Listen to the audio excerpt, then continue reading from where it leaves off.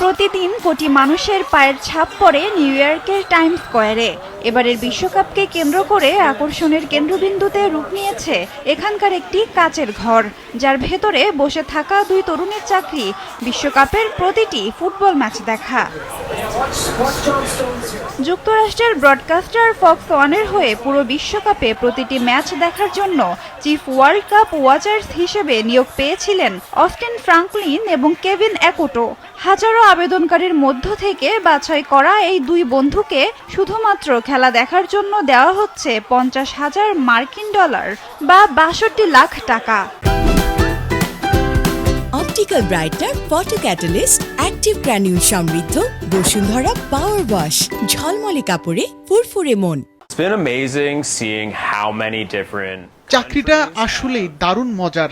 বন্ধু কেভিনের সাথে বসে ম্যাচ দেখছি, বাইরে গিয়ে বিশ্বের নানা প্রান্তের ভক্তদের সাথে আড্ডা দিচ্ছি। এক কথায় জীবনের সেরা একটা গ্রীষ্ম কাটছে। টাইমস স্কয়ারে প্রতিনিয়ত বিভিন্ন সংস্কৃতির মানুষ আসছে, আর আমরা তাদের সাথে সরাসরি যুক্ত হতে পারছি। পেশায় ফ্লোরিডার সাবেক লাইন কুক কেভিনের গল্পটাও দারুণ। এই অনন্য সুযোগের জন্য নিজের আগের কাজ ছেড়েছেন তিনি। এখানে ল্যাটিন বা সেন্ট্রাল আমেরিকার ভক্তদের উন্মাদনা ছিল চোখে পড়ার মতো।